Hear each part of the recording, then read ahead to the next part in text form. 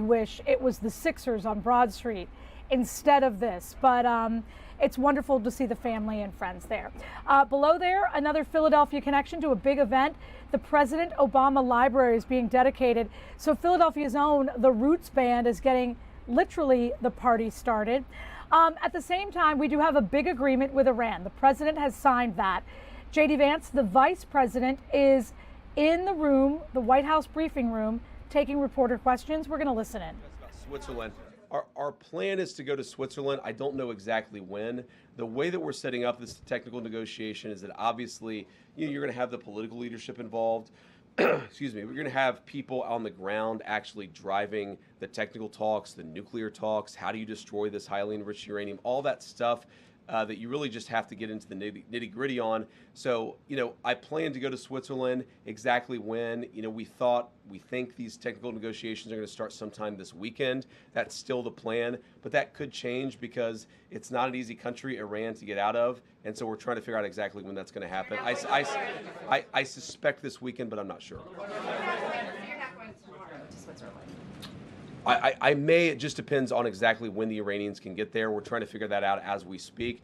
But again, I suspect it will happen this weekend. We're going to find out exactly when over the coming days. Go ahead, babe. Well, thank you so much, Mr. Vice President. Just two questions for you.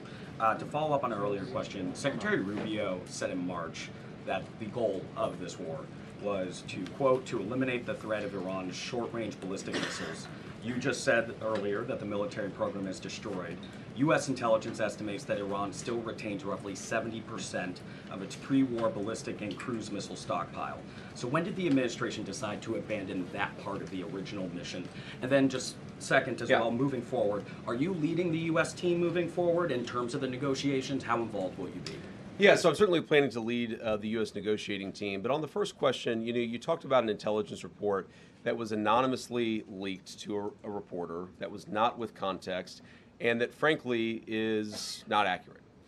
What has changed about the Iranian ballistics missile program is it matters much less the number of missiles they have, the number of bullets. What matters much more is the number of launchers they have, and importantly, the teams on the ground that have the capacity to launch those missiles. Their ability to launch missiles has been substantially degraded. Is it zero? No, but it's substantially degraded, and in that sense, we haven't abandoned the mission. We've accomplished that particular part of the mission. If you look at the Gulf Arab allies, and obviously the Israelis who faced a lot, the two of them together faced a brunt of these missile attacks, each of them feels substantially safer today from the Iranian missile threat than they did before. Obviously, that is something that we would like to continue. All the president said yesterday is that you can't expect any country to give up its right of self-defense. You have to have parity, and that's what the president of the United States was talking about. Go ahead. No, guys. Yeah. Leo's reaction to the MOU, the Memorandum of Understanding. I have it. What did he say? All right, okay. I'll give you the The short MOU version. calls. Sir. Yeah, sorry. Okay. He said. Go ahead. After you. I'll give you the short version. All right. He says he welcomes the agreement between the U.S. and Iran. He says it hopes it will help strengthen mutual trust, security, and stability in the Middle East. And he also hopes that it's truly a solution to the war and that the war is really over. What do you say to the Pope, sir? My response to that is praise Jesus. I'm glad that the Pope has positive things to say about our MOU. I think that the Pope is fundamentally accurate, and it's going to be good for the entire world. But we got to keep working at it to make sure that the Iranians honor the commitments that they've made. And then yes, you in front. Go ahead. Guys, with the thing is, there's so many people in here. I could say the red tie, and then 9 of you start shouting at us. The burgundy tie. The MOU calls for a U.S. There we go, that guy. Yeah, sorry. Thank you. The MOU calls for a U.S. troop withdrawal from the Gulf region tied to the final deal. Can you say whether the drawdown will affect U.S. forces past Iraq and Syria, where American troops currently help protect Kurdish-held areas from Iranian-backed militias? Okay, so the drawdown contemplated, again, this is the final deal. This is assuming that the Iranians comply, that they give us verification, that they take real substantial conduct towards this peace agreement. What we're saying is that we will withdraw troops to the pre-conflict level, meaning we're not going to keep a couple of extra aircraft carrier groups over there. The Iranians don't want that. Frankly, we don't want that either. Go ahead. Yeah. U.S. is not going to be funding that $300 billion fund. Who exactly is funding that? Is that private companies? And I also noticed that your voice is hoarse. Are you sick? Have you been using your voice a lot? Well, I've been on a bit of a book tour the past couple of days, but I can't promote my book here in the White House press briefing room. I had a cold about a week ago. That and talking a lot about this deal and talking a lot about the book, I'm definitely a little bit hoarse. But you asked, your first question was about Who exactly is funding that $300 billion? Oh, I see. So what's interesting about this is there is a great desire from the Arab world and from outside the Arab world to actually get involved in Iran if they behave properly. So for example, let's say the United Arab Emirates, who've been a great ally over the last, not just few months, but over the last many years, let's say that they would like to invest in building a power plant. That actually is impossible right now because of the way that U.S. sanctions work. And so what we're saying is that if you behave, and if the Emiratis themselves want to build a power plant, then we will do the sanctions relief necessary to make that possible.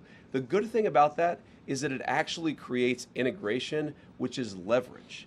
A world where the Gulf Coast Coalition has greater leverage into the Iranian economy is a world where the Iranians are going to be heavily prevented from misbehaving. So it's a lot of the Gulf Coast Coalition, again, they see that Iran is weakened, they see there's an opportunity to build a new relationship there, and they're saying if they behave, and if the United States is willing to allow this to happen, then absolutely we want to change our relationship with Iran. No, well, I mean, I assume that in the United Arab Emirates there would be private money and so forth that would be part of this. But again, this is so far in advance because it assumes a transformation in Iranian behavior. Sir. Thank you so much, Mr. Vice President. As you know, the Iranian-backed groups in the region were involved in this war, and they damaged U.S. facilities and your allies as well. How does this agreement affect Iran-backed groups across the region, especially the Iranian-backed groups in Iraq? And my second question, this agreement requires Iran to stop attacking the Kurdish opposition in Kurdistan region, which they did 2 days ago. So what this agreement does fundamentally is it requires Iran to behave like a normal country. And if it doesn't, as so many people think that it never will, then it doesn't get any of the economic benefits. And if they do, then that's a great thing for everybody. It's a great thing for the Kurds. It's a great thing for anybody who has been under the brunt or under the threat of Iranian-funded terrorist organizations. The expectation is that Iran will stop that, and if they don't get the benefits of the bargain. John. Thank you, Mr. Vice President. Many of the colleagues that you served with in the U.S. Senate and Republican Conference have criticized this deal over the last 24 hours. What is your message, Mr. Vice President, back to them? So I guess I would say to anybody, any of the critics, is number one, have a little bit of faith in the President of the United States. The idea that he is going to strike a deal that's been bad for the American people, it's preposterous. He is the person who's had the courage to fundamentally transform our relationship with Iran and with a lot of other countries over the last year and a half. He believes in this deal. He is going to see it to completion, and if the Iranians don't comply, we still have every single tool and point of leverage that we have today. That'd be message number one, is have a little faith in the president's ability, given that he's got us this far, to take us the final step. The second thing that I would say is so many of what I've read or heard that people believe about this deal is just fundamentally untrue. It is a memorandum of understanding. It is fundamentally a principle that, yes, the Straits of Hormuz are going to be open immediately, and they already are.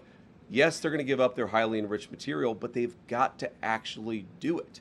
It's about conduct. It's about rewarding good conduct and punishing bad conduct, which in some ways is what we've been doing for the last 3 months vis-a-vis that country anyway. So many of the criticisms, I saw Lindsey Graham came out with a positive statement after expressing some concerns. I think that when people get to understand not just the agreement, but our negotiating posture as a country, they will realize this is an excellent thing for the American people, but that's part of our job. We've got to tell the story about what this means for Americans, how it's going to make all of us safer and more prosperous. That's why I'm here talking to everybody, and we're going to keep on telling that story in the days and weeks to come. Go ahead. Thank you, sir. Jordan Conradson with the Gateway Pundit. I want to talk back to the Lebanon component of the Sure. deal. There's a report in Axios that Netanyahu's fuming over this. Israel doesn't feel bound to the MOU as it relates to Lebanon. If, as you mentioned, your frustration with Israel striking in Beirut, hitting apartment buildings, if that continues, could it torpedo the deal? And what would the U.S.'s response be to a broader war in Lebanon? involving Israel and Hezbollah? Yeah, well, I don't want to get into hypotheticals that could torpedo the deal, because I think the president's expectation is that all of our friends, the Israelis, the Arabs in the region, we're going to work together and actually see this deal to completion. Now, I saw the Axios report, that Netanyahu is fuming. That's not reflective of the conversations that I've had with him, but maybe he's saying something to somebody else that he's not saying to me. What I will say, and this does bother me, is that you have seen people within Bibi's cabinet who have come out and attacked the deal, and in some ways very personally attacked the President of the United States. And I guess my message to them would be twofold. Number one, Donald J. Trump is the only head of state in the entire world who is sympathetic to the nation of Israel. So as we're listening to the Vice President, we're also watching the events ahead of the Obama Presidential Center. We've seen President Bill Clinton, Secretary of State Hillary Clinton. You saw George W. Bush, Laura Bush, Kamala Harris and her husband, former President Joe Biden, Dr. Jill Biden. The former prime ministers of both Canada and Germany, Angela Merkel and Justin Trudeau, are also there. And again, just seconds ago, it was the Roots Band from Philadelphia, dare I say, rocking out and having everyone out there also celebrating. Again, this is the Obama Presidential Center in Chicago. There we see the Obama daughters and the man of the hour, the president and the former first lady. We're going to listen in just for a moment or two and then go back to J.D. Vance.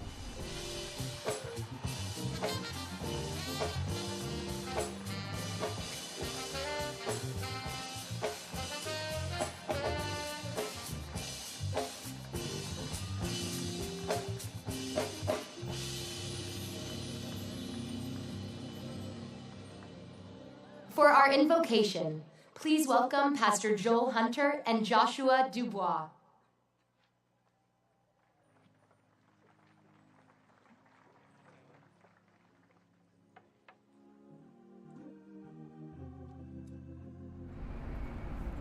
So again, we're watching a number of things that are happening at this hour. The Knicks parade in New York is happening. Yes, we know there's some Philadelphia connections. Yes, we wish it was here. We're also watching the Obama Presidential Center, being opened with so many dignitaries. And then the Vice President, J.D. Vance, just wrapped up his visit to the White House press room, and he answered a number of questions about the deal with Iran. Remember, that is supposed to be signed officially tomorrow in Switzerland. So he was talking a little bit about that, what they're expecting out of the deal. We are going to go back to the convocation for the Obama Presidential Center in Chicago. This is live. Selma, trusting that you walked beside them. Generation after generation, you have widened the circle of belonging. And so we come to give thanks for the man whose name this center bears, a son of many places who answered your call to serve, who stood where no Black American had stood before, and who reminded a weary nation that hope is not a platitude, but a call to action, and who was not just concerned with nations, but with neighborhoods. We thank you for his deeper wisdom, that our differences are not a threat to be feared, but a gift to be welcomed, a source of strength and of greater understanding. Neighbor to neighbor, stranger to friend, he showed us the quiet power of listening, of showing up, and of believing in one another. We thank you, too, for how he loves, a husband devoted to his wife, a father tender with his daughters. In him, we see that a life of service begins at home with the people we cherish. And we also see a faithful friend who would call on two old teammates to help launch this center with a blessing. Now, God, we ask you to move. Move about this center. Let it be an epicenter of innovation, a balm of restoration, and a hotbed of hope. Move in the hearts and minds of all who pass through these grounds and walk these halls. Let inspiration creep up when they least expect it. Let them feel the same fire that a young man and young woman on the south side of Chicago felt, not too far from here and not too many years ago. And for those who may arrive here weary and heavy laden, let this be a place where peace quiets their souls. Finally, God, move in our futures. Let a strange mixture of what happens here at the Obama Presidential Center, plus the work of human hands, plus your divine work, unleash justice where it is lacking. Loosen democracy from those who would tie it up, and unfurl the type of change that sets captives free. And let that work create ripples in eternity. Smiles in heaven. Smiles that stretch across the divine faces of Fannie Lou Hamer and Joseph Lowry, C.T. Vivian and John Lewis, Frazier and Marion, Anne and Barack. Thank you, God, for all that you have done, all that you are doing, and all that you will do in this hallowed place. Let it be so, and let the people of God say, amen. Amen. Amen. Amen. Thank you for your service.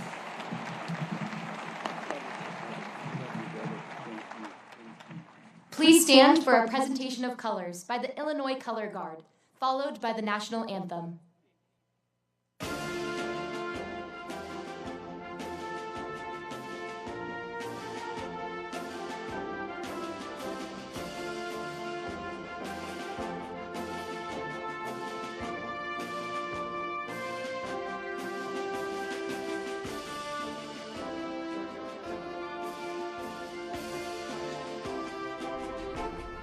So again, you're looking at most of actually all of the living former presidents. You do see President Bill Clinton, you see President Barack Obama, you see President George W. Bush, and you do see President Joe Biden along with their wives, and then the Obama children. So this grand opening ceremony marks the official dedication of the Obama Presidential Center. Global leaders are there. We saw Angela Merkel, we saw Justin Trudeau, Canada and Germany respectively. There's big artists. We do know that the Roots Band is there, change makers, and we're also told that the people who have been invited are, quote, citizens for an inspiring celebration, and they're celebrating the values that the Obamas have shaped. So basically they're hoping that, just like his campaign, to use the words change, hope, inspire. They want this to be a very positive event. We do know that many other global superstars, people like Christina Aguilera, and I do believe Bruce Springsteen, are expected to participate at some point in this big celebration. Speaking of celebration, we also have who I will continue to call the Nova Knicks, celebrating their NBA championship win. These are the streets of New York City. We do know that people have been waiting in line, trying to get their spot since about 9 or 8 o'clock this morning. It bears repeating, 3 of the superstars there played for Villanova. Coach Jay Wright, the former coach, was at some of the games. We do know that Jalen Brunson, their star, his dad is an assistant coach on the team. His dad attended Temple University. So we continue to draw the Philadelphia connection. Why? Because this show is called Philadelphia Live. Lots of really fun images. We do expect these cars to start moving at some point. One of the players is actually driving his own truck. So that will be interesting to see. We're going to take a quick 2-minute break. We'll be right back.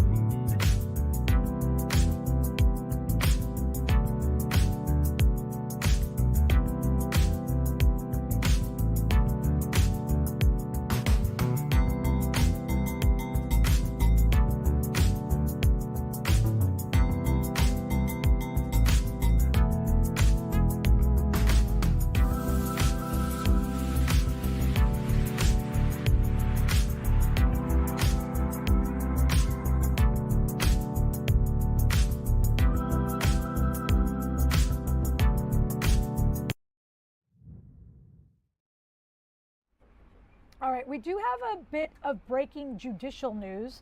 The Philadelphia Inquirer is reporting that the slavery exhibits at the president's house can be replaced by the Trump administration. Apparently, this ruling is coming out of the Third Circuit. We're talking about what you're seeing live right here in Old City, Philadelphia. Remember, the slavery exhibits were taken down at the direction of the administration, and then they were put back up at the direction of the first level of courts. And now we're learning that the Third Circuit has ruled that the Trump administration can bring the slavery exhibits down at what we call the president's house right there in Old City, Philadelphia. It's one of the things that people certainly will be looking at as they come to visit, not only for FIFA World Cup, but America 250, MLB All-Star Weekend. It's a big part of what's happening in and around the Constitution Center and Independence Hall, the Liberty Bell, all of it right there, just feet away. So we will continue to work on that. I do think we have a reporter that's heading there any moment.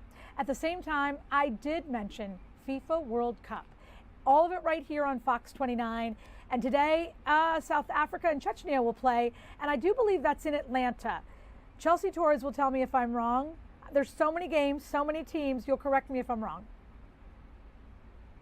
Jen, you're doing a great job. You're keeping up very well. No, you're good.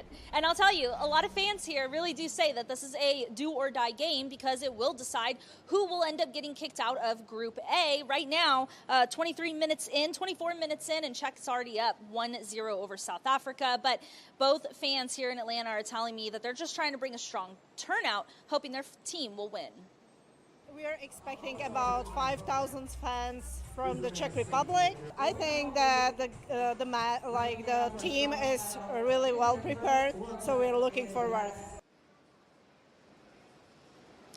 It's been 20 years since Czechia has appeared in the World Cup, and so far in this tournament, Czechia has a leg up with a score on the board when they face South Korea with 4 shots on goal in that game. Their attack could be a game changer against the Bafana today. Now, meanwhile, 2 of South Africa's midfielders are out for today's game after drawing red cards in the tournament opener against Mexico.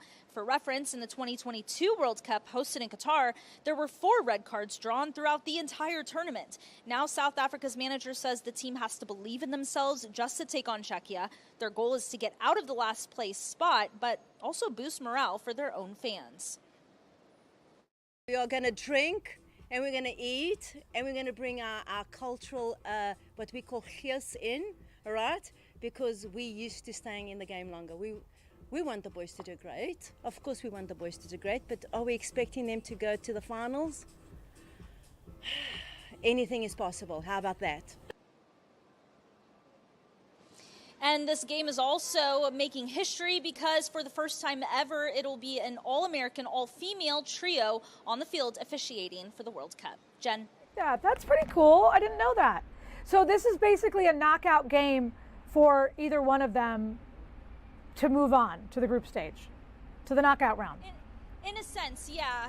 In a sense, yeah. So, I mean, they still have one more game right after this, but mind you, the number 1 team in this group for Group A is Mexico, and then South Korea is right below them, and both of them really have been kind of hands in hand on the pitch, and so really it is up to Czechia and South Africa to kind of make a show for themselves today and see if they can go up against Mexico or South Korea and then, you know, kind of figure out when we can get to the knock.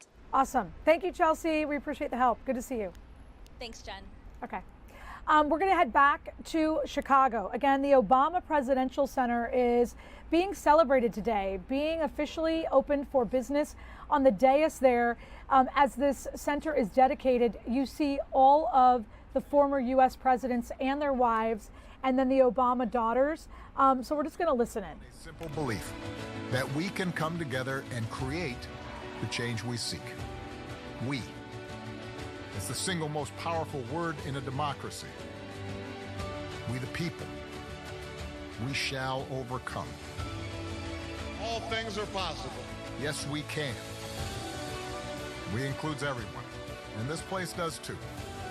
19 acres in the heart of Jackson Park, where people can get inspired, where leaders get amplified, where you can connect with folks who live down the street or across an ocean. Here you can do more than reflect on change. you can become it. That's what the South Side taught us. It's what we taught our girls, what generations have passed down to their kids. That progress isn't bestowed from on high. It grows from the ground up. With hard work and courage and faith in each other. We've proven it before. Now let's do it again. Together.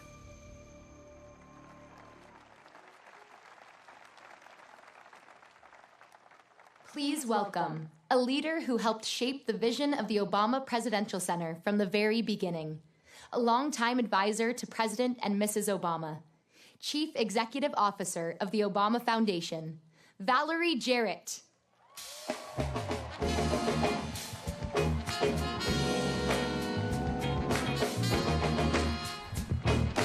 So again, you're seeing so many historical figures right here in Chicago.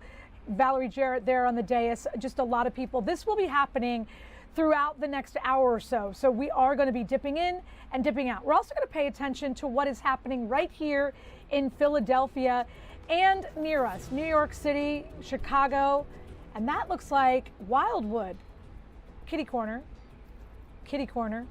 getting ready for the Barefoot Music Festival. It's backwards. We're going to be right back.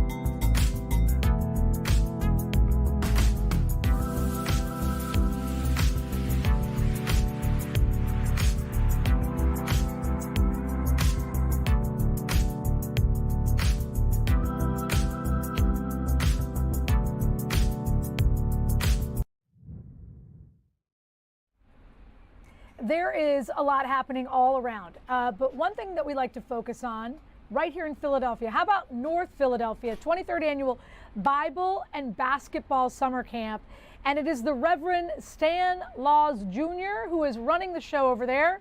Good afternoon, Reverend. Good afternoon. How y'all doing? I'm good. Now, the kids don't have to behave just because you're on Philadelphia Live. We get rowdy here. Right. Well, they want to say something to y'all.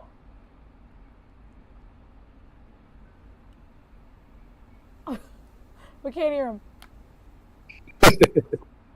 I think we can't hear him because we're listening to you. But wait, so this has been going on for a long time. It gives kids in the city of Philadelphia a place to go, be active, and just, really get ready for the beginning of summer, yes? Yes. Yes, yeah. I started it 23 years ago, back in 2003, with the exception of the COVID year. We've been operating consecutively every year since, and it's a program that gives the kids a safe haven in the summertime. And so I do something as soon as they get out of school, and also a program as soon as they go back. I used to do 10 weeks consecutively, but as you can see, I'm getting a little older, so I had to fall back just a little bit. You don't look old. You're good. So how do you intersect Bible study and basketball in one camp?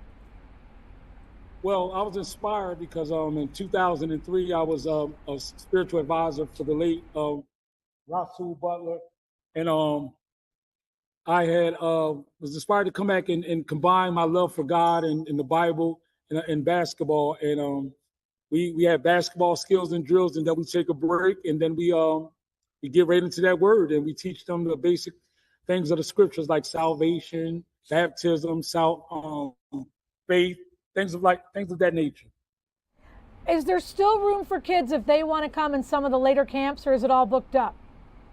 Well, yes, they're signing up daily. Folks been coming in every day, going online on where we're at right now. Last time I looked, we were at 137 kids enrolled. So Monday will probably be the day that everybody and their mom and dad and aunts and uncles will be here. But right now we have about 75 to 80 kids today.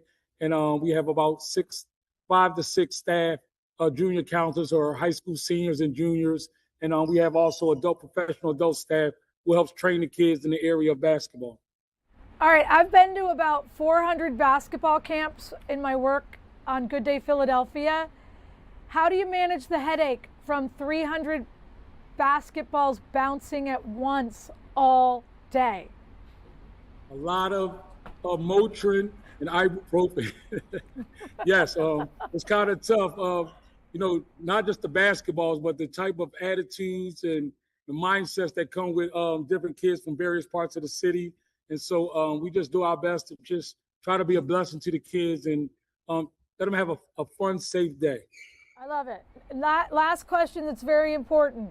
Air conditioned or not?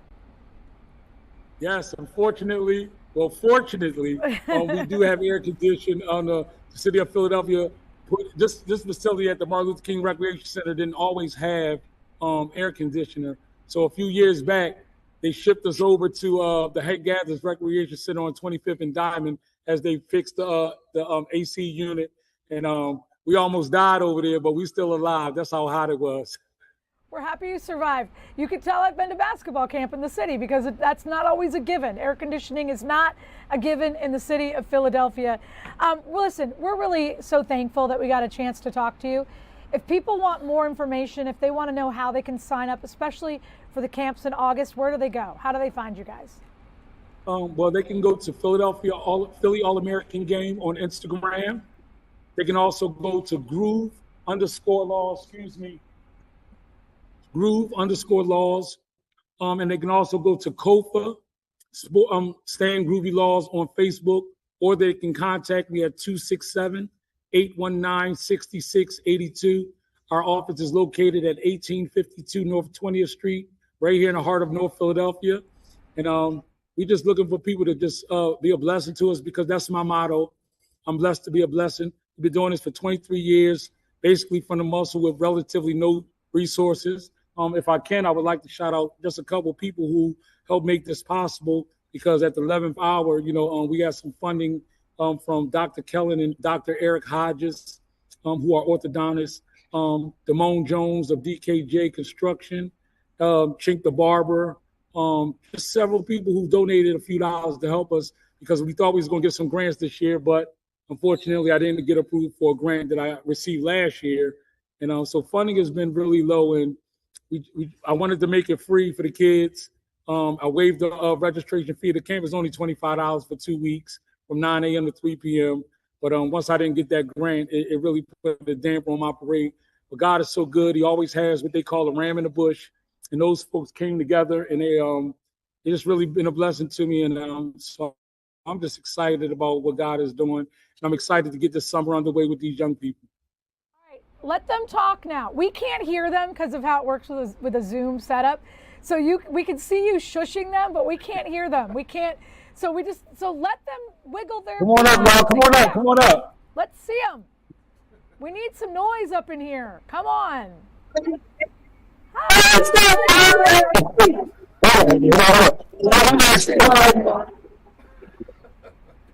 That's my favorite.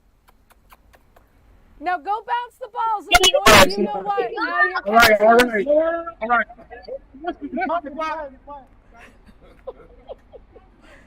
What could go wrong? You're welcome, Reverend. Just a really special thing. All right, we are going to go. We're going to see a trophy. I hate this.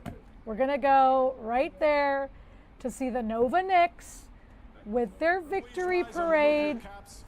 For the singing of the national anthem, here to perform the Star Spangled Banner, please welcome Grammy-nominated singer-songwriter and actor known for his work on Broadway as the Scarecrow in The Wiz, Avery Wilson.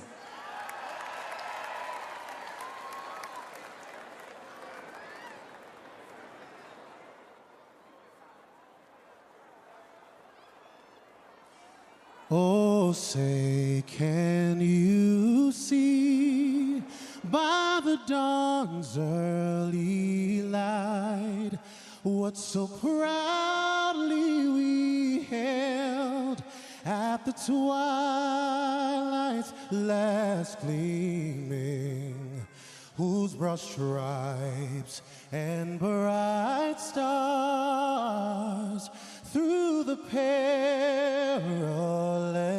fights o'er the ramparts we watched were so gallantly streaming, and a rocket's red glare,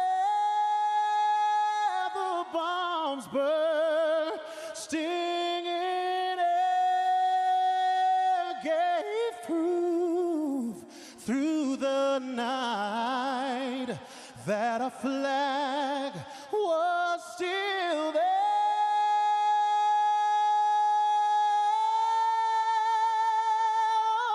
Say, does that star-spangled banner yet wave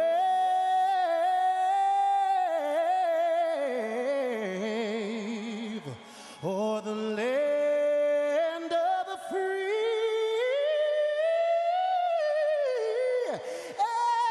and the home of the brave?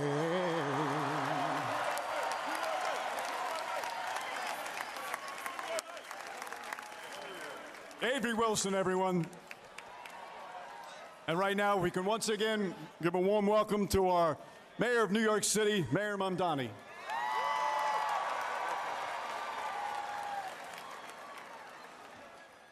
My fellow New Yorkers, for 53 long years we have watched and we have waited. We have watched from nosebleeds and through gritted teeth, on televisions in the windows of electronic stores, and from projectors balanced on fire escapes. We have watched alone in our apartments with our heads in our hands, shoulder to shoulder at bars where the signal flickers, alongside friends and family who we wish more than anything could be here today, sharing this moment. For 53 long years, we have watched the Knicks and we have waited. We waited as the memory of Willis Reed winning the championship on one leg grew fainter and fainter. We waited as Clyde came up clutch again and again, as John Starks dunked on Jordan and Patrick Ewing dunked on the Pacers, as Bernard King scored 60, as Charles Oakley pulled every rebound within reach, as Spike got in Reggie Miller's face, as Allen Houston put up a shot against Miami that hung in the air for an eternity, as Larry Johnson gave us the four-point play heard around New York, as Starbury traded threes with Kobe and then sold sneakers every kid could afford, as Nate Robinson stuffed Yao Ming, as the city came alive watching Linsanity, and as Melo lived every Brooklyn dreams when he came home and made MSG feel like the center of the universe once again. We waited without ever knowing if this day would come, and we waited because we knew deep down in our sick, suffering hearts that it would. New York City, this team has done it. The New York Knicks are NBA champions. We are here not just because of this team that will go down in New York City legend. I'm talking about guys like Ronaldo Balkman, Marty Collins, Raymond Felton, Marcus Camby, Kristaps Porzingis, J.R. Smith, Iman Shumpert, and the whole Knicks tape era. I'm talking about guys like Tony Douglas, who I watched tie the single-game franchise record for threes from the stands in 2011. I'm talking about Amari, who got this whole city fired up when he joined. And I'm talking about Jared Jeffries and Lance Thomas and Langston Galloway. Players who gave everything every game, even when a 20-win season was all that was in sight. This championship belongs to them too, because championships aren't just built in one season. It belongs to Emmanuel Quickley. So we're listening in as the New York mayor talks about the New York Knicks. And if you are in the Philadelphia region, that probably is hurting your feelings hearing about their success. But it is compelling to watch live television. So we're going to continue to be there, but I want to show you some other things that we have live. So obviously we have the mayor, he's next to me. Below the mayor, that is a live image of Wildwood, New Jersey. They're getting ready for the Barefoot Music Festival. Shabuzi is there one of the nights. They have a big, big lineup. And the good news, most of the weekend will be rain-free. So last year when Megan Maroney and Lainey Wilson were there, there was a lot of really serious storms. They had to move people off of the beach and then move them back onto the beach, all in Wildwood. Again, this weekend, it does look clear. The other thing that we're watching coming out of Chicago is the dedication of the Obama Presidential Center. Again, that's in Chicago. You see up there all of the past living presidents and their wives, along with the Obama daughters. So Bill Clinton, Joe Biden, George Bush, and of course, the man of the hour, Barack Obama. All of them presidents, all of them, joining together to be a part of this big event. And the people behind this dedication say the center will use the words that President Obama used when he was president, when he was campaigning for president: hope, inspire, promise. These words will be infused in the center, and they will also be used during this dedication ceremony. We have seen that Philadelphia's own, the Roots Band, was there at the beginning. They definitely had people in the crowd kind of rocking out. We also believe that Christina Aguilera, as well as Bruce Springsteen, many major, major artists will join the Roots Band as part of this dedication ceremony. Now I have bad news. We are going to go back to New York. But maybe this is the situation. Maybe Joel Embiid, Tyrese Maxey, VJ, maybe they're watching this show and maybe they'll be inspired to do better to earn us a parade. Watch as the ball float from the top of the arc and start running toward the basket, fingers reaching towards the heavens. It is in that 0.4% that Karl Anthony Towns finds the strength to mourn his mother and still pull in rebound after rebound, make block after block. It is in that 0.4% that Jose Alvarado shows every kid growing up in public housing that a son of Brooklyn and Queens can win for every one of the 5 boroughs. It is in that 0.4% that Mitch breaks his finger before game 1 and says, go get the tape. It's in that 0.4% that Josh Hart gets rebounds that break teams, that Mikal Bridges proves he was worth every single draft pick, that Landry Shamet pulls up from downtown, that every one of these 18 players transforms the franchise, that Mike Brown keeps this team believing. Most of all, it's in that 0.4% that the Knicks do what New Yorkers have always done when we are told something is impossible. We find a way. We win. Standing here before what feels like the entire city, there is a Jalen Brunson quote I can't stop thinking about. I'm gonna tell you. You are allowed to think about the worst possible scenario, but you gotta go out there and do something about it. When Jalen Brunson took that pay cut, my friends, that was doing something about it. Time after time, we thought about the worst possible scenario. And time after time, the Knicks went out there and did something about it. The Knicks did not just win for New York City. They won like New York City. What is New York if not your back up against the wall? A dream that feels just out of reach. A rent payment you don't know how you'll ever make. What is New York if not 99.6% of the world stacked against you? And who are New Yorkers if not people who hear those odds and smile?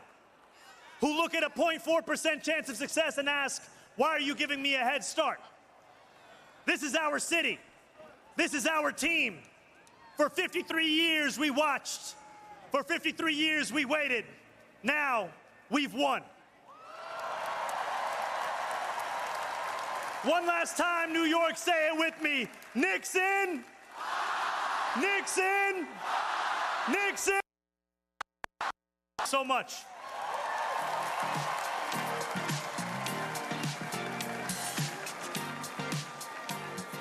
Thank you, Mayor. Now let's bring up the New York Public Advocate, Jumaane Williams. Yeah!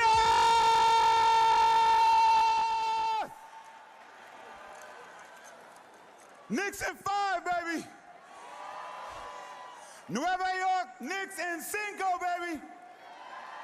I cannot believe I'm here. I cannot believe we are all here.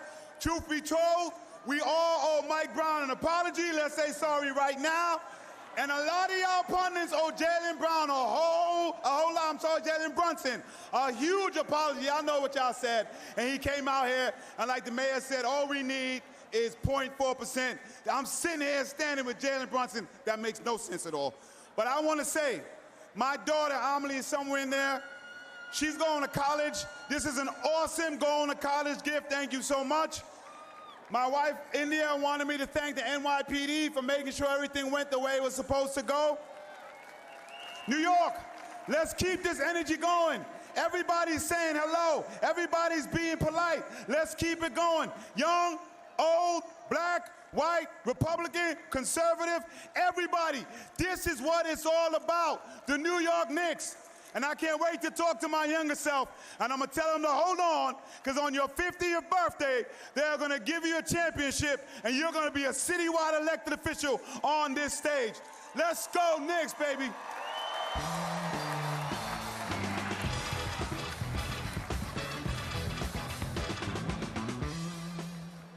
Next up, our New York City Comptroller, Mark Levine. Give it up for Jumaane Williams, the Spike Lee of New York City government. Bueno, señores, ya que hay un jugador boricua en este equipo y un jugador dominicano en este equipo, hay que comenzar con un chin de español. ¿Qué les parece? Miren la bandera. Si están de acuerdo, hagan bulla. Que viva Quisqueya y Boricua. No matter what language you speak, we want to thank this team for bringing this city together, for uplifting New York, for showing the world that we are not afraid of anybody. Even if you are 7'4" and the refs refuse to call a foul on you no matter what. We are not afraid of you. We do not back down, no matter how far behind we are. We were down on 9/11 and we came back. We were down in Sandy and we came back. We were down during COVID and we came back. We were down 29 points against the Cavs, against the Spurs, them too, and we came back. We are New York. We don't stop fighting. You should be afraid of us. We are the champs because of the New York Knicks. We love you. Knicks in 5.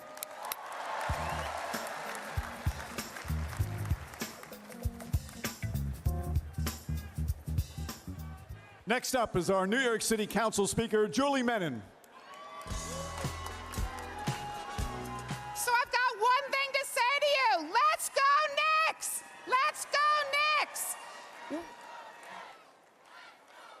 So we are officially going to change the New York City motto to Knicks in 5. I just want to thank the whole Knicks organization for everything they stand for. Grit, perseverance, never giving up. This is what embodies our city. So whether it was after 9/11 or during COVID, we always came back, and that's what our New York Knicks did.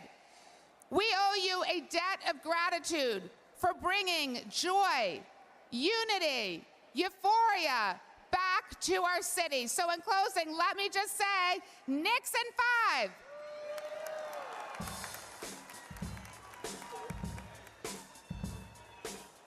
And now time to bring up the New York Knicks owner, championship owner, Jim Dolan.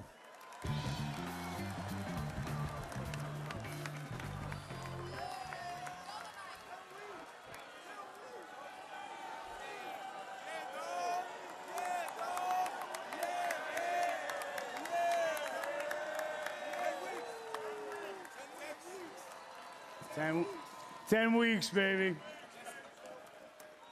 Hello, you Knicks fans out there.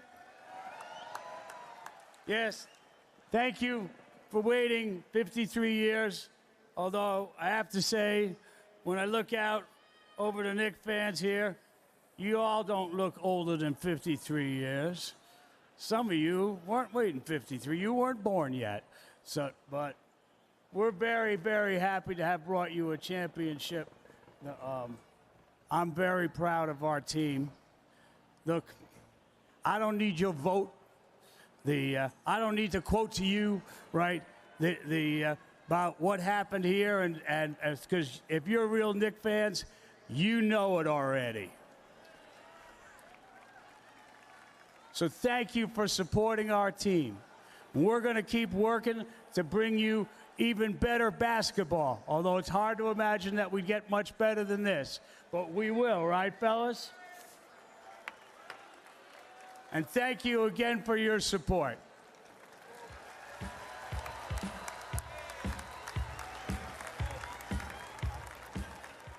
Now the architect of this roster, New York Knicks president Leon Rose.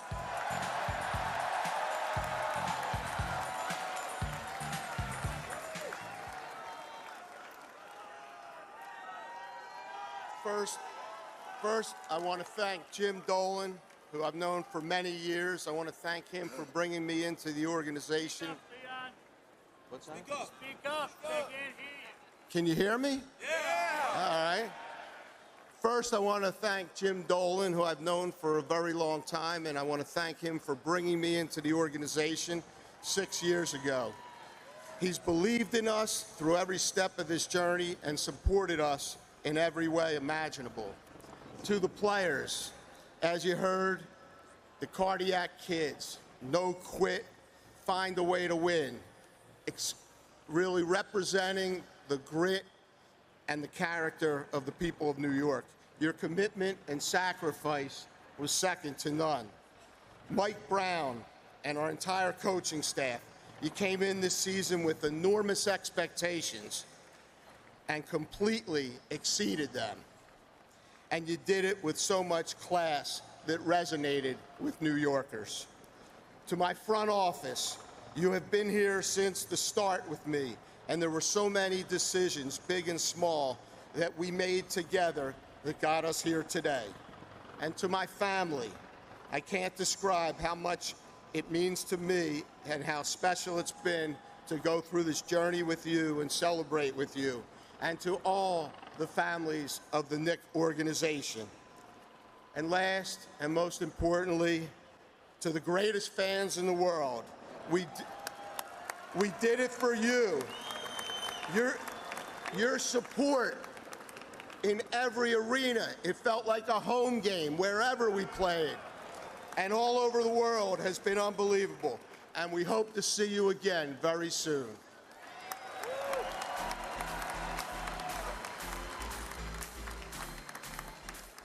Now please welcome the championship head coach of the Knicks, Mike Brown.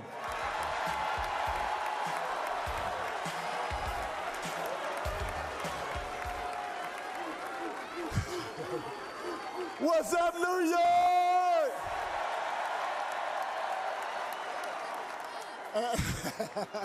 Hey, first of all, I'd like to thank the governor and the mayor for doing this for us. I'm proud of Mr. Dolan, Leon and his staff, all the players, all the coaches, Jamal, the front office side, all the Nick alumni that I see out there. We appreciate you guys. Pat Ewing, I got to give you a shout out. You've been with us this whole journey. I want to thank everybody. I'm proud of everybody for helping accomplish this. While he is thanking everyone, I'd like to apologize to most of you who cheer for the Sixers and don't want to watch it. But one of the things we do here is we go to anything and everything that's happening live. And yes, we are claiming their 3 stars because they came from Villanova, as well as one of their assistant coaches who went to Temple. So if there's any reason to sort of be interested, it's that. There are several other things happening at this hour. So right there, top left-hand side, where you see the word live, that is Wildwood, New Jersey. That place in about less than 24 hours is going to be rocking. Barefoot Music Festival begins, I think it's later tonight, right? It's 4 days this year, Thursday, Friday, Saturday, Sunday, and the weather is supposed to be great. Bob Kelly always figures out a way to skip the meeting and find himself right there. If someone would like to tell me how Bob Kelly figures that out, who's tonight? Okay, I'm going to look at it real quick. Oh, Miranda Lambert. Again, I never get invited to anything good. So the big headliner, Thursday, Miranda Lambert. Friday, the headliner, Kelsey Ballerini. Saturday, Post Malone. And then Sunday, Eric Church. And again, Bob Kelly will probably be at all of those. And I think, if I'm being honest here, that's not fair. But that is one of the things. The weather will be great and amazing. And then we're watching the dedication of the Obama Presidential Center in Chicago. There's so many people there celebrating this amazing, amazing accomplishment. So many people worked to build this center, and they're saying it'll be a place for hope, for peace, and for inspiration. We do know that the Roots Band is one of the major acts that will be performing there. And then we are learning that right here in Old City, Philadelphia, by the way, that's where we are located, that there has been a ruling by the Third Circuit. The Third Circuit has said that the slavery exhibits at the President's house, which is what you're looking at live, can be replaced by the Trump administration. Again, that ruling coming out of the Third Circuit. Ironically, that Third Circuit is literally catty corner. It's like that's 5th and Market. The Third Circuit meets at like between 6th and 7th and Market. So that ruling coming out of there. We do have a reporter that's working on that story because it is developing at this hour. So we will have someone talking about that between now and 2 p.m. We're going to take a quick 2-minute break. A lot more happening, including a YMCA Father's Day event and so much more. Stick around. We won't do too much more of the Knicks coverage.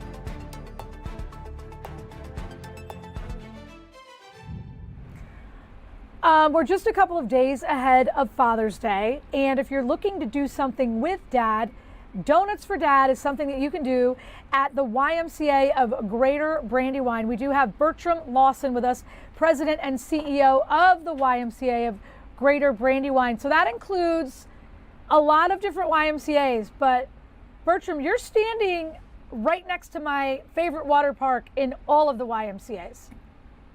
Yes, I am standing at our Westchester Airport Road YMCA, where we have a number of families hanging out today. You can see a bunch of families hanging out, having fun, enjoying themselves. Children, fathers are out here as well. All right, so what is Donuts for Dad, and is it only on Sunday? Well, you can have donuts any day, but this Sunday will be very special because it is Father's Day, and we want to make sure dads are celebrated and they enjoy themselves with a little donut, then they can work out afterward. I like it. I like it. Obviously, this time of year, it's the beginning of the big camp season for you guys. Many people go to the YMCA year round, but I think we think about you guys with the water park, with the camp. What are you most excited for this summer?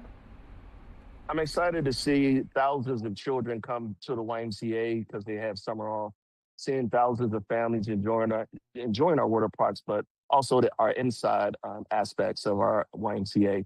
Camp is fantastic. We will have over 4,000 campers this season across our 9 locations.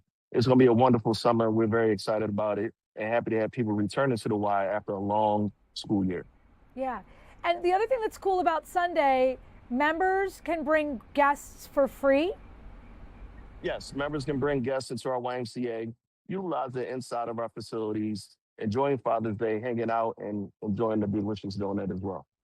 I went to YMCA camp as a kid in Clearwater, Florida, and we did not have a water park.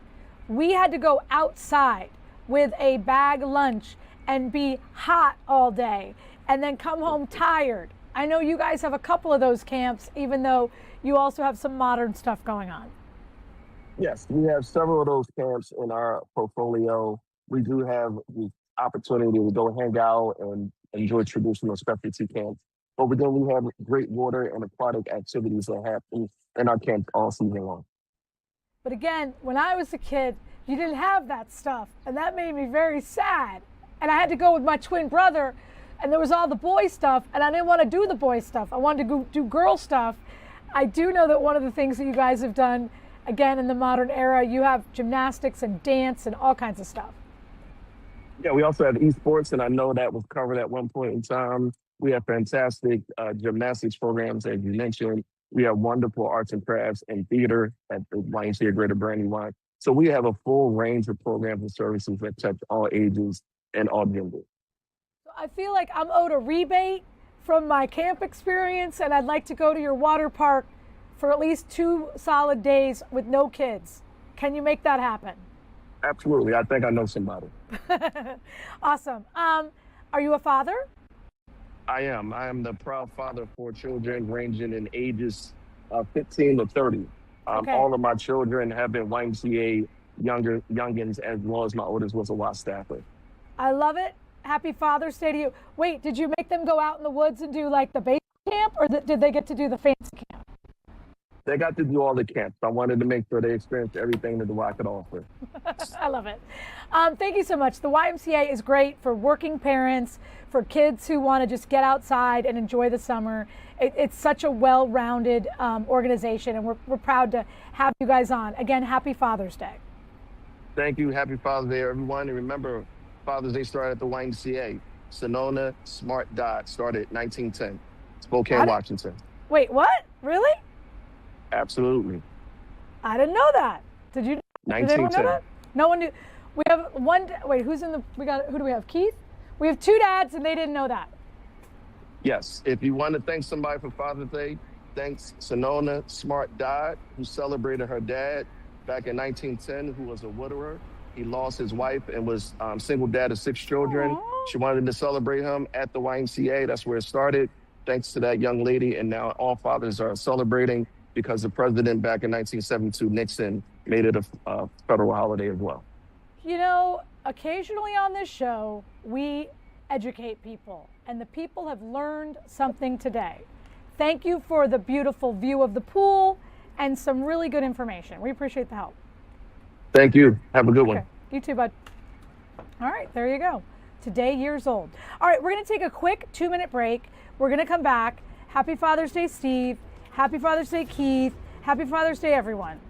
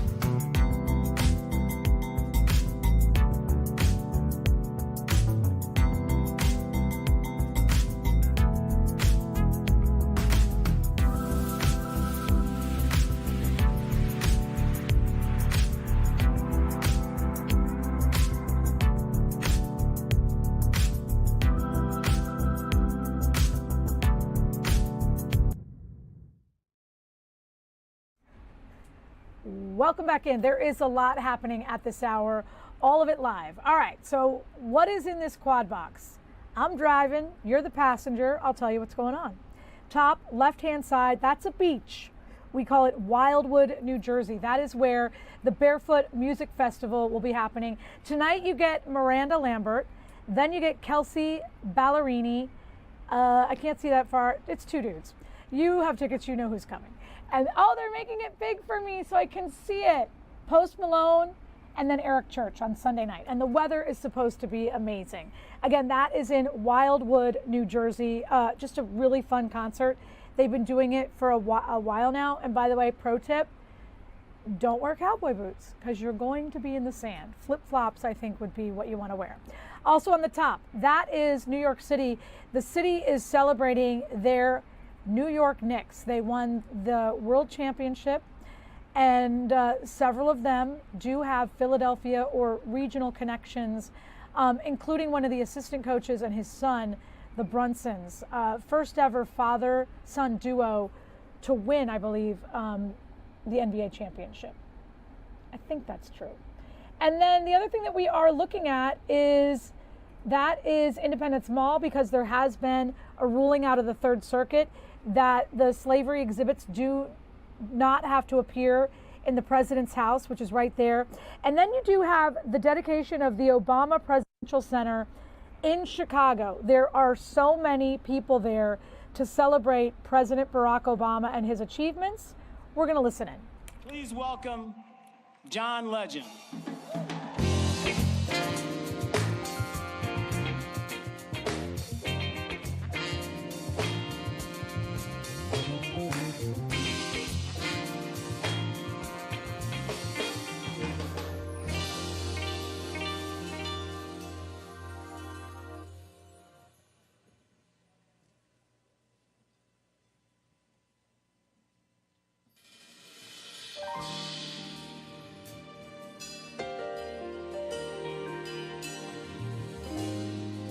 from Chicago's own Donny Hathaway.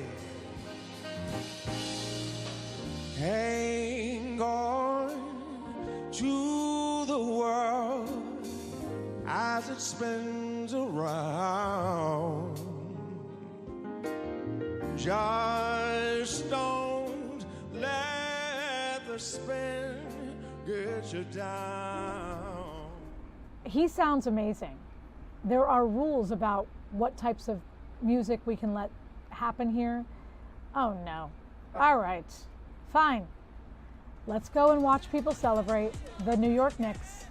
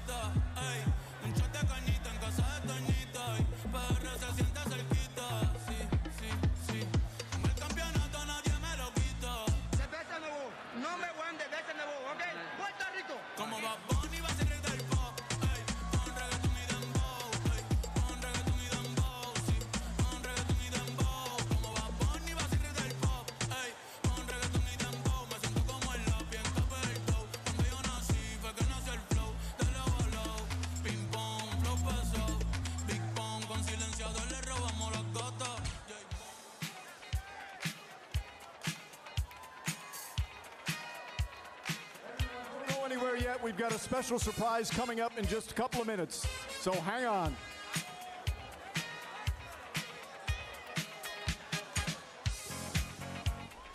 All right, if they have a surprise, we are listening. Yeah, there's is that Timothée Chalamet? No, it's not. Is it? No. It's just another guy that looks like Timothée Chalamet. Okay, by the way, one of the people, actually he just said some intern, one of the people in there, the video coaching department, remember like the coaching department has different levels, including they take videos, they review it, went to Lower Merion High School. I'm a Montgomery County gal. That's why I mention it. So there are plenty of Philadelphia connections. Basically what I'm trying to tell you, they couldn't have won this without Philadelphia. Certainly Montgomery County, Delaware County, Villanova, the dude from the high school. It's really why this happened. All right, we are going to take a look at your money because all week it has been looking like this. In the green is always good. The headline is stocks rebound from Fed sell-off as oil prices slide. Chip stocks rally. It's all happening right there. So you know this, the oil prices are going down because there is this tentative deal with Iran. At the same time, the Federal Reserve has indicated the possibility of a rate hike this year. And that is what sparked the sell-off in equities yesterday. The S&P 500, the NASDAQ, both moving up a lot, 1% and 1.4% respectively. Dow Jones up by 177 points at one point. Right now you see it even more than that, 0.52%. Intel, the chip stocks. Remember, typically we look at two sides of the market. We look at the tech side, the chip stocks, the AI, all of that. And then we look at the energy, which includes things like the price of oil, what gas prices are trading at, and those types of things. So the good news is that when oil prices drop, that is really good news. And they did drop after Vice President J.D. Vance said tankers loaded with more than 12 million barrels of oil have moved through that Strait of Hormuz. And so that was after the president Wednesday signed a memorandum of understanding with the Iranian president. So just a lot of good news in terms of money and people that are investing in the stock market. We are going to take a quick 2-minute break and come right back.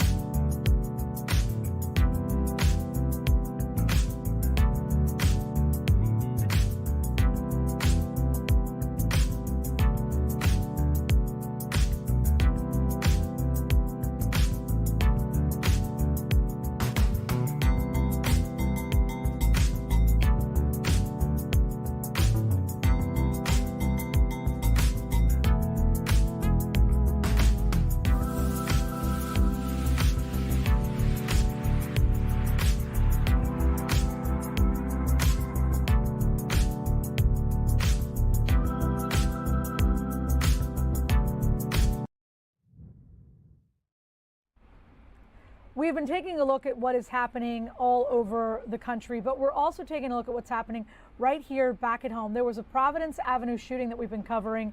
Jill Croce is on that. Hey, Jill. Jen, good afternoon to you. We are at 1500 block of Providence Avenue. We're in Chester right now. Uno Pizzeria is behind me. It's a quiet scene now. That's because the shooting happened just after 10:30 last night, but there are some signs of a crime scene. You have the evidence markers in chalk, and there's also some dried up blood in this area. So those are some minor signs of a crime scene, but no police presence right now. We had Sky Fox there last night, heavy police presence for a few hours. Authorities say a total of 3 people were injured in the shooting, the reports of shooting last night. Among those was a woman and a 17-year-old boy. They were both sent to the hospital, the trio. Our previous reporting this morning said the woman was shot in the upper body, the 17-year-old shot in the chest. Police haven't shared a lot of additional information. We actually went to the police station today to try to gather some new details. They said no more information to share at this time. Of course, if that changes, you'll be the first to know. But we don't know any information about suspects or arrests, any type of motive or current conditions of those victims. So a lot of gray area right now at this hour. Now, a spokesperson for Widener University, because this is on the campus, they said the following quote: Widener University is aware of the incident Wednesday night outside of the Pizzeria Uno on Providence Avenue in Chester. City police are investigating, and the university is fully cooperating with the department. We spoke with some residents that live just off of this block. They say it's normally a quiet area, Jen. They said they saw a small crowd gather here, and they were also reflecting on just the times and that it's sad that even a place outside like an Uno's isn't necessarily safe. Both of the pair that we talked with, they actually thought it was fireworks that they were hearing, not gunshots. So I can kind of tell you that multiple gunshots were going off. When it comes to the evidence markers too, we saw more than one. So that kind of paints the picture in your head. I'm not hearing of any press conference today, but if that changes, of course, you'll be the first to know as well. But that's really all we have at this hour. Thank you. I know it's a tough story when it happens the night before and all that. Jill Croce, thank you. At the same time, we have basically 2 different concerts happening. On the top box, that is in Chicago. It's the dedication of the Obama Presidential Center. Oh, wait, is that one of his? That's not one of his daughters. Nope, that's not. But we also have Alicia Keys. She is singing at the Knicks celebration. Of course she's singing that song. Let's listen, just a little.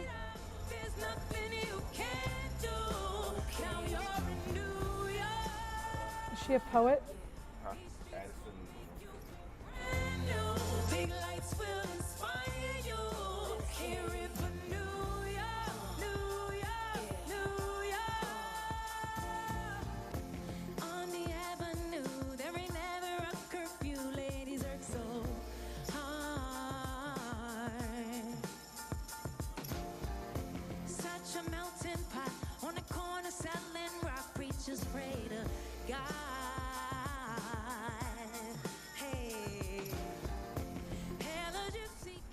She sounds amazing.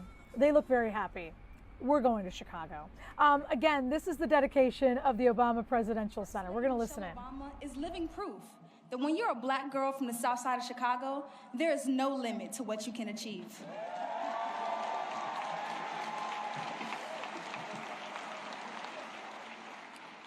Raised in South Shore and educated at Whitney Young High School, Mrs. Obama's story began in the same city that shaped me.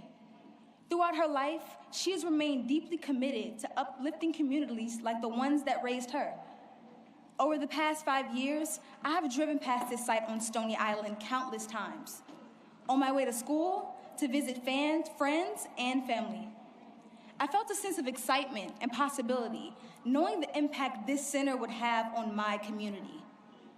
At the Girls Opportunity Alliance luncheon in 2022, I spoke about how violence in my neighborhood sometimes limited the freedom that many children take for granted. But today, because of spaces like this one, generations of young people on the South Side will have greater access to education, opportunity, community, and inspiration.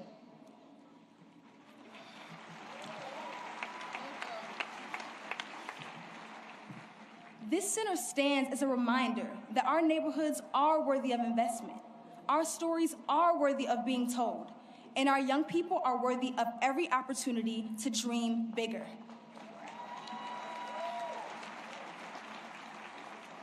Now, I have the extraordinary privilege of standing before you as I introduce a woman who took a chance on me, inspired me to dream bigger, and has been a constant source of inspiration in my life.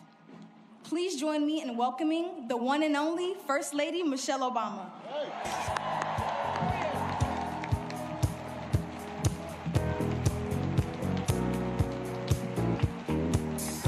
You made my soul a burning fire. Oh.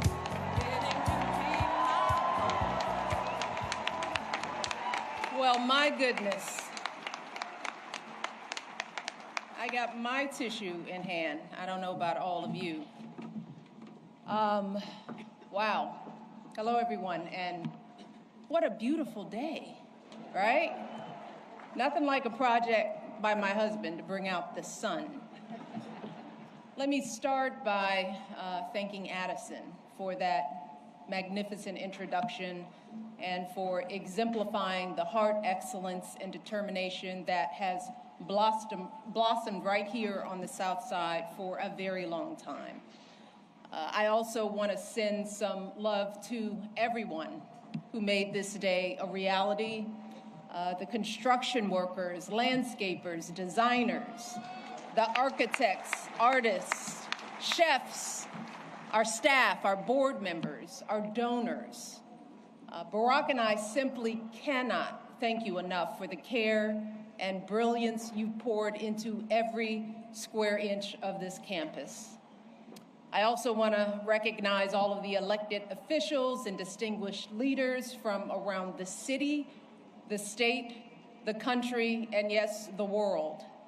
Thank you for being here to celebrate with us, especially to all of my fellow formers, to Joe and Jill, George, and Laura, Bill and Hillary. Thank you from the bottom of my heart for your service to our country over so many years. And for your constant friendship and support of our family. We love you guys, truly. Oh, to our daughters, Malia and Sasha, who will always be my babies. Even though we're no longer playing hide and seek on the South Lawn with Bo or hosting sleepovers in the solarium. I see a lot of some sleepover girls here. You both have grown into such brilliant and beautiful young women, making your way out there in the world. Thank you for bringing so much joy and spirit and energy to a life you had no voice in choosing, and for making us proud every step of the way. Love you, babe. Oh, so please indulge me for a moment, because I'm gonna take a little time to do something that I know my husband will not do today, and that is to fully sing his praises.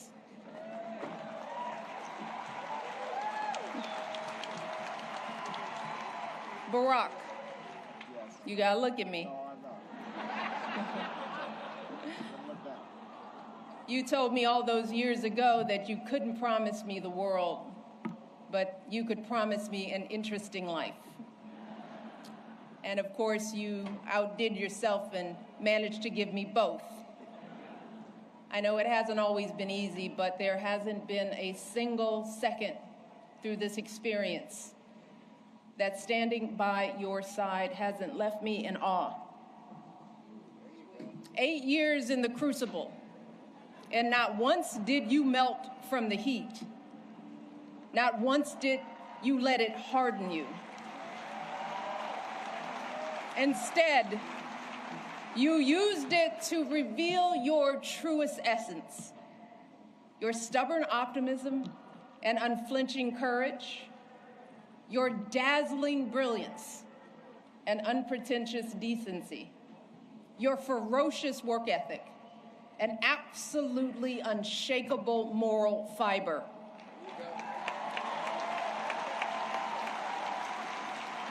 And to do it all as a first, and the higher standard that comes with all that, the claims that a U.S. senator and constitutional law expert wasn't qualified for the job, the lies about your birthright, your faith, your patriotism, the outrage when you stated the biological fact that if you'd had a son, that he too would be black. Yet, you were unflappable at every turn, always focused, always calm, always looking at the long view. How absurd it is to even imagine that you might have buckled under the pressure even once, lashed out in frustration, lost your temper. How absurd it is to imagine that you might have done anything but make our family and this entire country proud.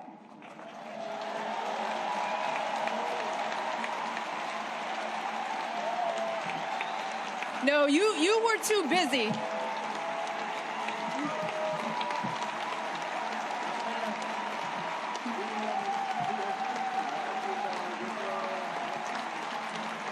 I'm not done, y'all. Not done. So much to say. You were doing the people's work, rescuing our economy, expanding health care, ending a war, ordering the bin Laden raid, saving an auto industry, winning a peace prize.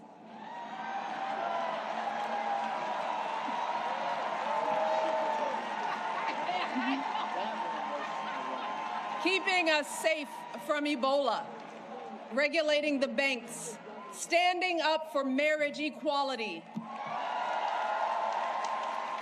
listening to science, and comforting an entire nation in the face of unspeakable tragedies. And you did it all with such grace and class and cool that you made the hardest job in the world look like a walk in this beautiful park.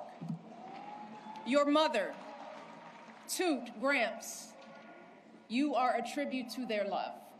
They are up there grinning and hugging today because you never forgot who you are and where you came from. Single mother, working hard to get by and get an education and show her son the world. Grandparents who didn't have much, but they had the perfect recipe to nurture your flame. You never forgot the folks in the union halls and church basements here in Chicago, where you first put your ideals to this test. You never forgot all the voters you registered and students you taught and neighbors you organized. You never fell for the temptation of a quick fix or an easy payday.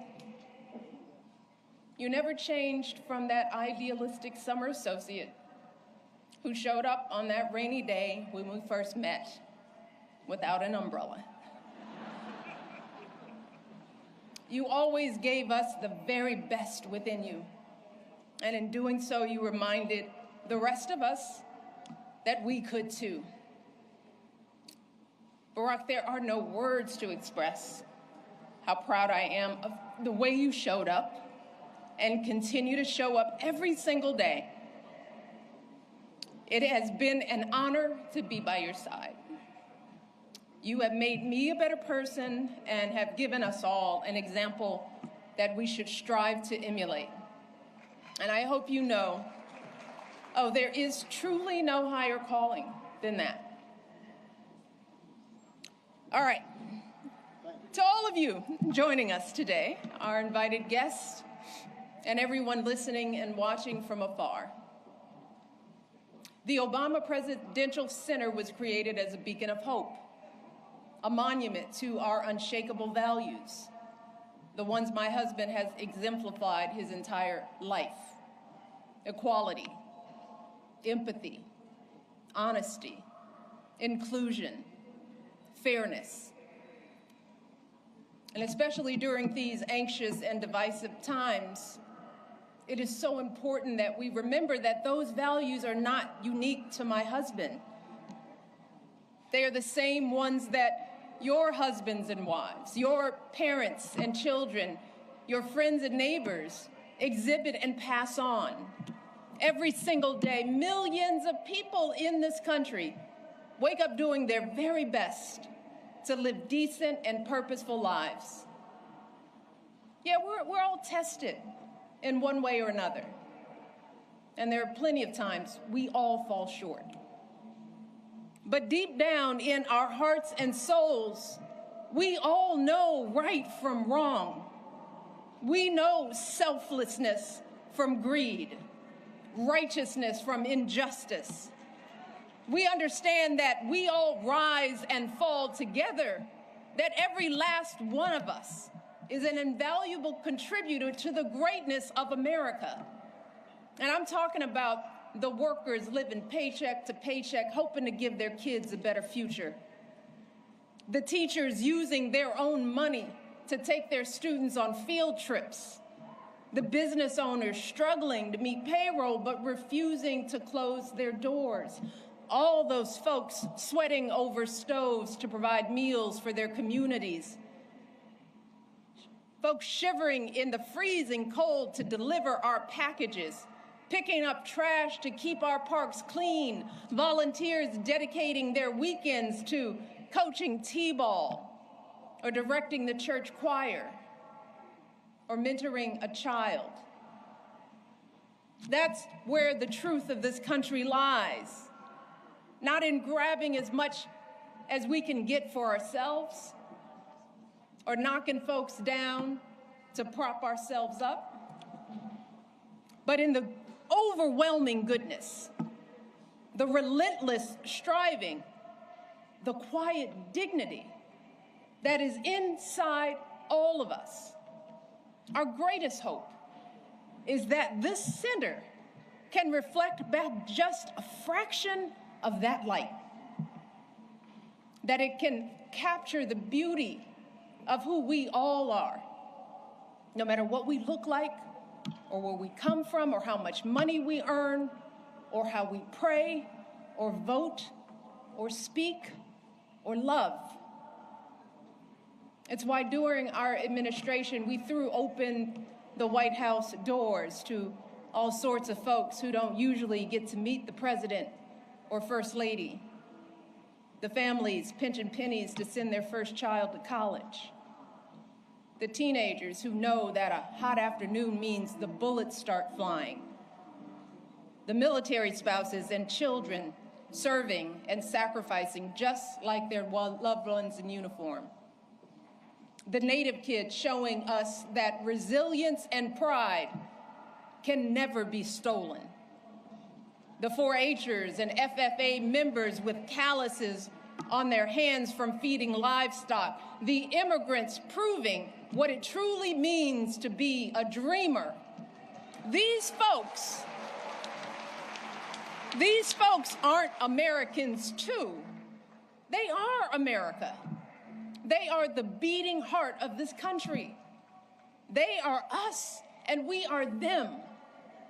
And to ignore this simple truth, to refuse to respect the contributions and experiences of people who aren't exactly like us, y'all, puts us all at risk. Failing to see the humanity in all people puts us all on a slippery slope. And once that slide starts, there's no telling where it stops. A dangerous precedent that flies in the very face of our faith and of the founding promise of this democracy, that all of us are created equal, that each of us is a child of God with inerrant value. And no one, and I mean no one, has the right to sit in judgment of who's American enough.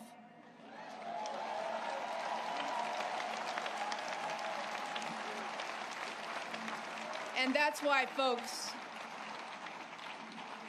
We simply don't have the luxury or time to be cynical or complacent, to wring our hands in despair, to wait for someone else to fix the problem.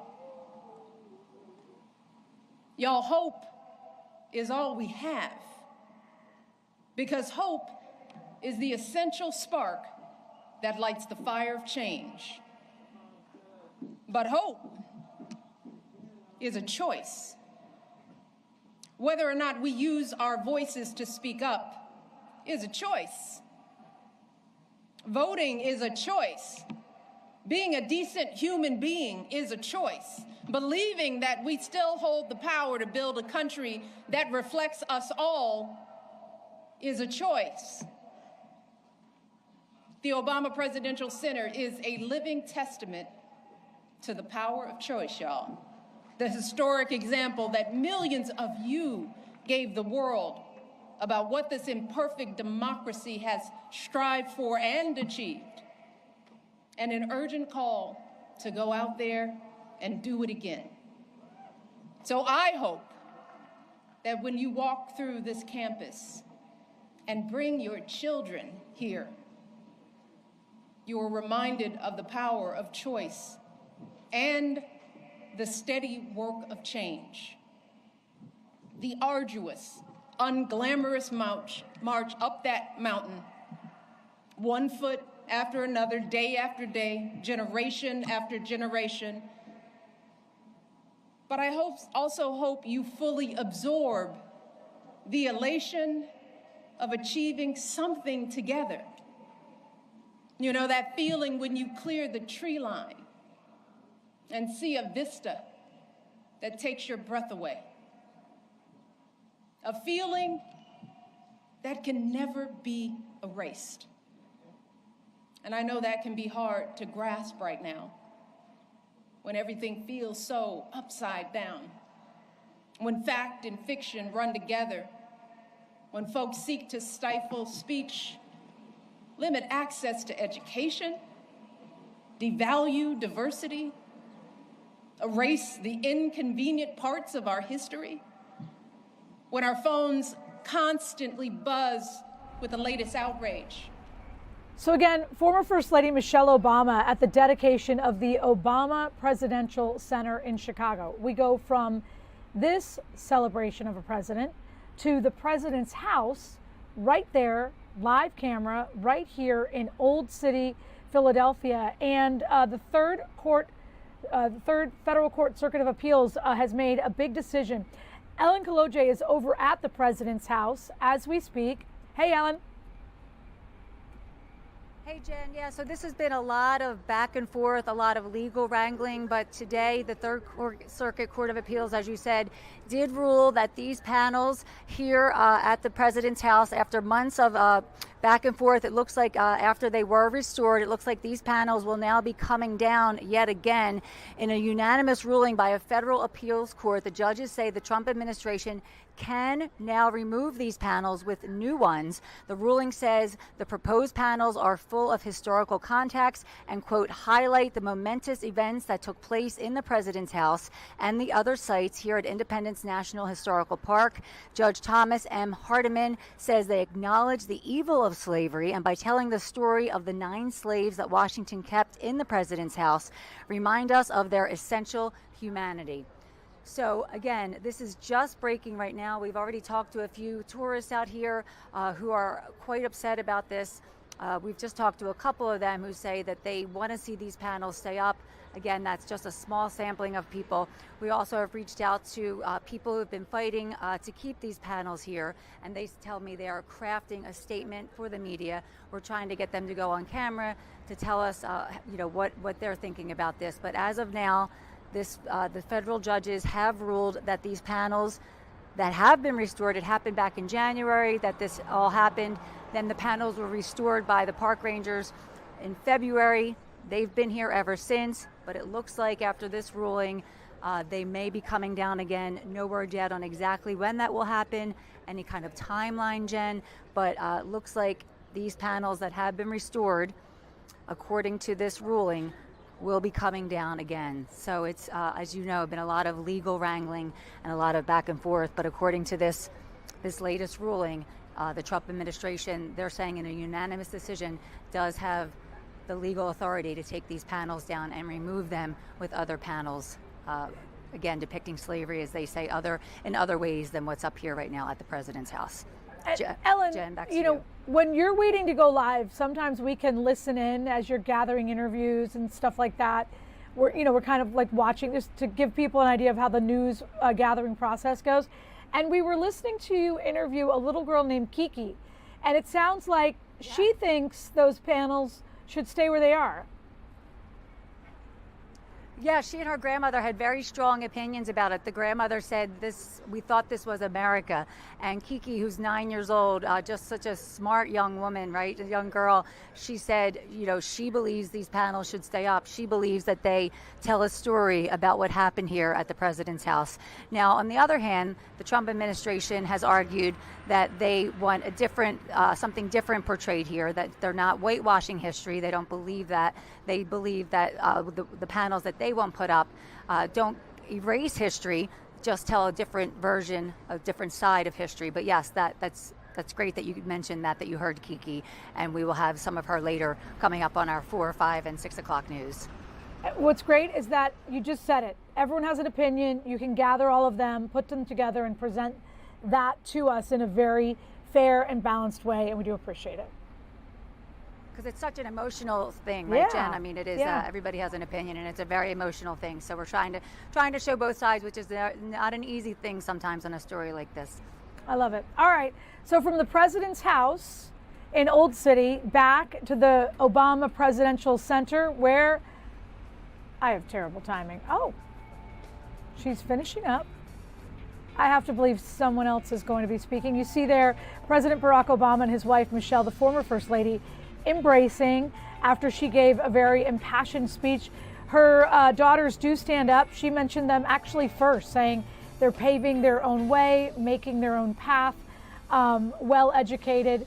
And then you go over there and you see, yes, President Joe Biden and Michelle Obama. They are known to have a very loving relationship. So not surprised to see him pop up and give her an embrace. I think we're going to continue to listen in. Because listen, somewhere in this crowd is a future filmmaker, a future teacher, a future entrepreneur, a future creator, a future anything. Days like today can change the way we see what's possible for ourselves. Now, we got all the future change makers over here. How are we feeling? Good? Listen, I'd love to start with you because, listen, we was watching together Mrs. O's speech, and I saw you in tears. What does this mean to you and your sons, and what does this mean as a whole being here in this moment? It means absolutely everything. I brought my 2 boys from California so that they could see a leader that was a part of everything: integrity, honesty, true leadership, a beautiful love for his wife. So it means everything. Well, we are so excited. And listen, not only are we excited, we are so happy to keep moving forward, keep the energy alive, and we'll check back with y'all soon.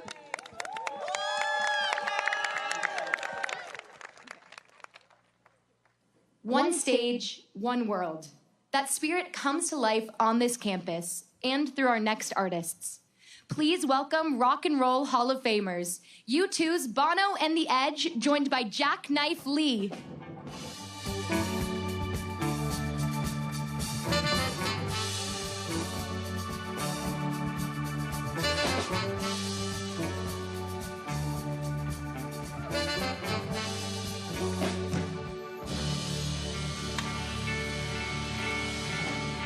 Roots in the house.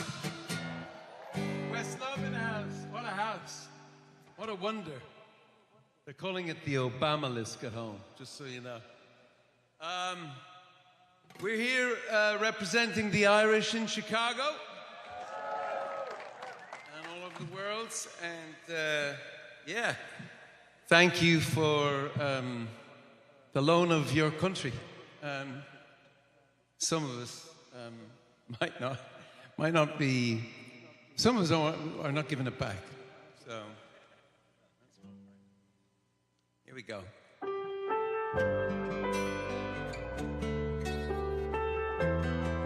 Some of us feel your country belongs to us,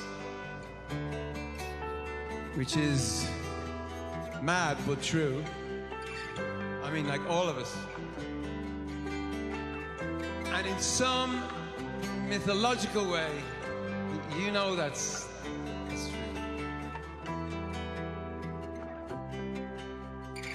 The more you see, the less you know. Sometimes you better and grow. How much knew more then than I do now. Neon heart, day glow eyes, city lit by fireflies. They were advertising in the skies for people like us. And I miss you. You heard Bono from the band U2 speaking there. It's just part of what they're doing there in Chicago is the Obama Presidential Center dedication ceremony continues. At the same time, we do have a lot happening internationally in terms of what is happening politically. We are going to go to Vice President J.D. Vance. He was in the White House press briefing room earlier today talking about what is happening with Iran. Nothing to talk about. Slow news day here in Washington, D.C. So let me just say a couple of things off the bat. First of all, I think the president's peace plan in Iran is already bearing real fruits for the American people. Last night, 12.5 million barrels of oil went through the Strait of Hormuz. That is a high since the beginning of the conflict. Oil prices are down nearly at their level from the pre-war conflict. Gas prices dropped below $4 a gallon today for the first time since the conflict. And importantly, they're going to keep falling further given how low oil prices are. On the military side, the Iranians, for the second night in a row, did not shoot at any ships in the Strait of Hormuz. So far, they are honoring their end of the commitment. And on the blockade, CENTCOM has allowed north of a dozen ships to go through our naval blockade, and so we're also honoring our end of the early part of the agreement. On the military side, a couple of things that are still true and will be true whether the Iranians comply with the rest of the deal or not. Number one, their nuclear program has been completely destroyed. Their capacity for enrichment, the facilities at which they were using to develop enrichment and develop a potential nuclear weapon, those facilities are still destroyed. Their conventional military is still destroyed. Their capacity to threaten their neighbors is still largely gone. And now we see whether they are willing to comply with the next step of the president's peace plan. As you all know, the part of the peace plan, the part of this MOU that I think have been most misrepresented by certain parts of the media is the idea that the Iranians get all these benefits. You will hear things about $300 billion or $24 billion or this or that number of money or amount of money. And the simple fact is that the only way the Iranians get any of those resources, not a single penny, by the way, from the United States of America under any circumstances, but the only way that they would ever get any benefit of the bargain is if they comply fully and change their behavior.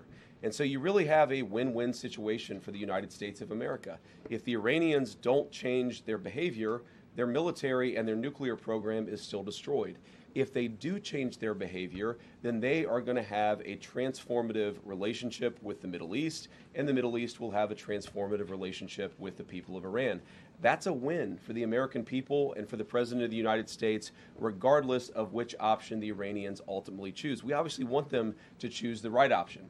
The interesting thing about their system, and I think it's important for the American people to appreciate this point in particular, is that there are real divisions within their country about how exactly to proceed. And what we've seen over the last couple of months is that the pragmatists within the Iranian system, the people who really do want to transform their relationship with the Middle East and with the world, those people are winning the argument.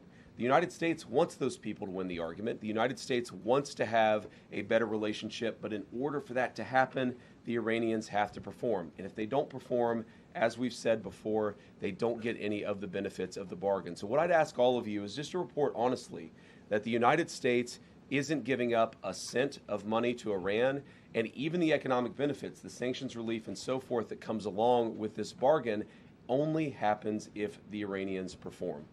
So with that, I want to say thanks to all of you. It's good to be with you this morning, and I'll kick it over to questions. Let's start right over here to the right. Thank you, Mr. Vice President. I wanted to ask a follow-up on something you just mentioned. You talked about the possibility of the current Iranian leadership fundamentally changing their behavior. Do you think that the current Iranian leadership recognizes the leverage that the U.S. holds over itself economically and militarily enough to actually go forth with fundamentally changing their behavior over the long term and going about things differently? So I certainly think they recognize the leverage that the United States has over them. We've seen that in a number of our conversations. We've seen that just in their behavior over the last couple of days. They certainly recognize that the United States has great leverage. Will that ultimately lead to a change in behavior? I don't know. I've seen skeptics of the deal. People say the Iranians will never change their behavior. Well, maybe that's true, and if so, they don't get any of the benefits of the bargain. But isn't it worth trying? Isn't it worth seeing whether this incredibly weakened position that the President of the United States has put the Iranians under, whether that motivates them to change their behavior, not just vis-a-vis the West, but vis-a-vis the Middle East? And one of the interesting things about this is, the technical details of this we can, of course, get into. There are going to be any number of opinions about the negotiation, about where it's ultimately going to go. But I tend to think that you should trust the people who know the Iranians the best and who have the most to lose. What are the Gulf Arab states saying about this deal? What are they saying about this deal compared to the JCPOA in 2015? This is the Obama nuclear deal. Well, back then, they hated that deal. They felt like it empowered the Iranians to be bad actors across the region, and of course, that's exactly what happened. They were right about that. What are they saying about the president's peace deal? They're saying this is an amazingly transformative thing for the region because either way, we and the broader region win. Iran is weakened, their nuclear program destroyed, their economy in desperate straits, and if they change their behavior, big things are going to happen for Iran and for the world. If they don't, no skin off our backs. Either way, we win, and that's the way the president has set up this deal and this negotiation. Thank you, Mr. Vice Yep. President. Just a quick housekeeping question, which I think you answered in your cover, but did the 60-day period officially begin yesterday? I would say the 60-day period officially started today. It was signed late, and it may have even been signed technically, because of the time shift. I think it's signed technically today, Iran time. So, yes, the deal started yesterday. We're going to start the 60-day clock today. Go ahead. Can you help us understand President Trump's shift on his stance for Iran's ballistic missile program? Initially, it was a key objective to dismantle it. Yesterday, he said it would only be fair if they had some, if the countries around Iran also had some. So when and why did that change? And will the final agreement have any restrictions on these missiles? So we destroyed a substantial number of their ballistic missiles and their ballistic missile launchers themselves. It's not just the bullets, but it's the actual gun. And that's what we were extremely effective at in destroying during the last 3 months of the campaign. All the president said yesterday is that, of course, countries don't give up the right of self-defense. Israel doesn't give up the right of self-defense if Hezbollah fires rockets or drones at Israel. The Iranians don't give up the right of self-defense in their country, but we do expect that as part of the final deal, they are not going to be able to build the kind of missiles that can broadly threaten the entire world. And that's what the President of the United States said yesterday. And look, I mean, it's very simple. You can't tell a country, whether Israel or Iran, they're not allowed to have any self-defense. That's not what the president has asked. That's not what the president has requested. But as part of the final deal, what we want to see is Iran not funding regional instability, funding regional terrorism, and of course trying to rebuild their nuclear weapons program. That's the main thing. The nuclear weapons program is destroyed. It is gone. If the Iranians decided tomorrow to build a nuclear weapon, they simply don't have the capacity in order to do that. What we're trying to ensure is they don't rebuild that capacity, not just a year from now, 2 years from now, but many, many years from now, so that our children never have to worry about a state sponsor of terrorism having a nuclear weapon. Thank you, Mr. Vice President. You were just saying that you're hoping this deal would prevent Iran in the future from getting a nuclear weapon. But from what's been put out there of the MOU, I'm curious, how does the MOU reflect that